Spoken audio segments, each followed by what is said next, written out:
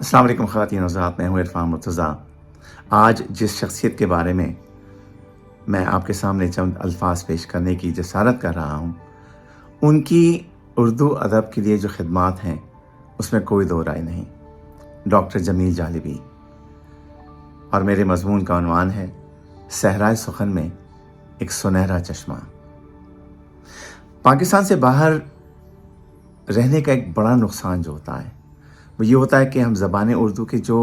اہم ستون ہیں ان کی صحبت سے محروم ہو جاتے ہیں۔ ہمیں ان درختوں کے سائے بھی نصیب نہیں ہوتے کہ جن کی چھاؤں میں بیٹھ کر ہم اپنی زبان کی لطافت، نفاست اور خوبصورتی سے لطف اندوز ہو سکیں۔ بس گاہے بگاہے جب کسی ایسی شخصیت کا ہمارے شہر سے گزر ہو تو لگتا ہے کہ جیسے صحرائے سخن میں ہمیں ایک سنہرا چشمہ مل گیا ہو کہ جس کی سنہری ریت سے چھن کر بہنے والے پانی سے ہم خود کو سیراب کر سکیں۔ اور ایسے میں یقین جانے کہ کسی ایسی شخصیت کے ہمراہ جو لمحات بسر ہوتے ہیں وہ کم ہوتے بھی ہیں اور کم لگتے بھی ہیں، اور اس وقت دل چاہتا ہے کہ ہم ایک ایسا اسفنج بن جائیں کہ جو کچھ اس شخصیت کی باتوں سے ہو وہ اپنے اندر جذب کر سکیں۔ ایسی ایک شام، دنیا اردو کا ایک نام، ایک ایسا ستون کہ جسے ستون کہنا تو کافی نہیں ہوگا، بلکہ وہ تو ایک مکمل ادارہ تھے، جناب ڈاکٹر جمیل جالبی۔ ایک ایسی قداور شخصیت کہ جنہیں دیکھنے کے لیے ایک پڑھی لکھی نظر کی ضرورت ہوتی ہے۔ اس شام جب ہم جالبی صاحب کو سن رہے تھے تو لگتا تھا کہ اطراف میں اور کچھ نہیں، بس ایک چہرہ تھا جو جگمگا رہا تھا، ایک آواز تھی جس کے سحر میں ہر شخص چپ سادے جالبی صاحب کی گفتگو سننے میں اس قدر کھو چکا تھا کہ جب ایک طویل گفتگو کے بعد وہ رکے تو لگا جیسے کسی نے ہمیں ایک خوبصورت خواب سے جگا دیا ہو۔ صرف گفتگو ہی تو تھی۔ کبھی پڑھا کرتے تھے کہ کسی نے اپنے الفاظ میں موتی پرو دیا، لیکن یہ سب خود اپنی آنکھوں سے اس دن دیکھا تھا۔ اب سوچیں تو خیال آتا ہے کہ جس شخص کی گفتگو ایسی تھی تو وہ خود کیسے ہوں گے؟ ایک ایسی شخصیت کہ جس کی گفتگو میں دریا کی روانی بھی تھی، ٹھنڈی ہوا کے جھونکے بھی تھے، اور کہیں کہیں یہ نرم ہوا کے جھونکے تیز ہوا کے جھکڑوں میں تبدیل ہو جاتے تھے، اور کبھی کسی آنگن میں برگد کی چھاؤں کا بھی احساس دلاتے تھے، کبھی کسی نرم زمین پر چہل قدمی کی ہے۔ جالبی صاحب کی گفتگو بالکل ایسی تھی کہ بس سنتا جا، سر دھنتا جا۔ آپ کو شاید میرے الفاظ سے ایسا لگے کہ شاید میں نے جالبی صاحب کے بارے میں کچھ زیادہ ہی کہہ دیا ہے، لیکن یقین جانیے ان کی شخصیت پر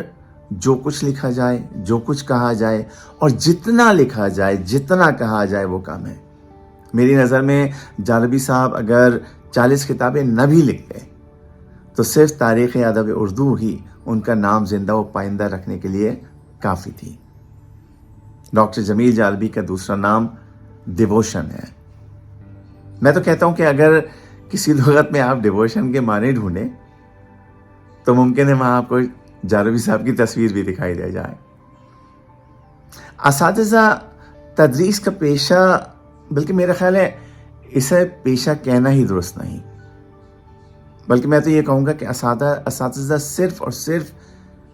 خدمت کے لیے شعبہ تدریس کا رخ کرتے ہیں۔ انہیں شروع سے علم ہوتا ہے کہ انہوں نے تدریس کے شعبے سے منسلک ہو کر امیر نہیں ہونا، لیکن انہیں یہ امید ضرور ہوتی ہے کہ وہ اپنی اس خدمت سے اپنے شاگردوں کو اچھا انسان ضرور بنا سکتے ہیں۔ اساتذہ بظاہر کنگ نہیں ہوتے، لیکن وہ کنگ میکر ضرور ہوتے ہیں، اور ڈاکٹر جمیل جالبی بھی ایسے ہی کنگ میکر تھے کہ جنہوں نے تدریس، تحقیق، تنقید اور ترتیب کے لیے اپنی زندگی وقف کر دی تھی۔ انسان کے پاس کسی بھی قسم کا علم، کسی بھی قسم کی معلومات، ہنر یا کسی بھی قسم کا فن ہو، دولت ہو، وہ خود اس کے لیے نہیں ہوتی، بلکہ یہ سب ہمیں دوسروں کے ساتھ شیئر کرنے کے لیے عطا کی جاتی ہے۔ اور اس بات سے جالبی صاحب بخوبی واقف تھے، شاید اسی لیے انہوں نے وہ علم جو انہیں بخشا گیا زندگی کے اوائل ایام سے ہی بانٹنے کا فیصلہ کر لیا، اب چاہے وہ ہیڈ ماسٹر کی حیثیت سے ہوں یا وائس چانسلر کی صورت میں۔ اور جیسا کہ قرآن میں کہا گیا ہے کہ اور کوئی شے جو تم خرچ کرو گے تو وہ اس کے عوض دے گا، اور وہ بہترین رزق دینے والا ہے۔ یہی وجہ ہے کہ جتنا زیادہ ڈاکٹر جالبی نے علم بانٹا، انہیں اتنا ہی زیادہ علم عطا کیا گیا۔ جب قدیم اردو کی لغت میں ڈاکٹر جالبی 11,000 الفاظ مرتب کرتے ہیں، تو اتنا بڑا کام کرنے کے بعد اسی لغت کے پیش لفظ میں لکھتے ہیں،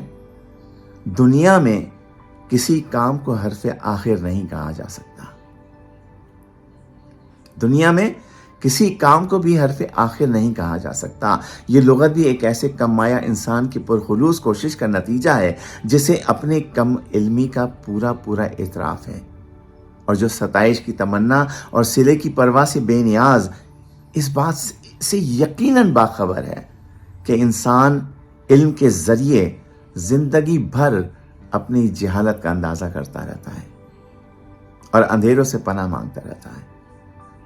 کسی بھی زبان میں مختلف علوم کے لیے ضروری نہیں کہ اس زبان میں اس علم کے لیے تمام اصطلاحات موجود ہوں، لیکن ڈاکٹر جالبی نے زبان اردو کو ایسی اصطلاحات عطا کی جو زبان اردو میں بمشکل پائی جاتی تھیں۔ جب کوئی شخص کتاب لکھے، کوئی پینٹنگ بنائے، کسی بھی قسم کی ایجاد یا دریافت کرے، تو اس کی سوچ اور اس کا رویہ ہی یہی ہوتا ہے کہ جی یہ اس کا کام حتمی ہے اور اس سے بہتر کام ہو نہیں سکتا۔ ہمارے درمیان کئی ایسے لکھنے والے موجود ہیں کہ جو صرف چند الفاظ لکھ کر یہ سمجھتے کہ انہوں نے دنیا فتح کر لی، لیکن ڈاکٹر جالبی جو یقیناً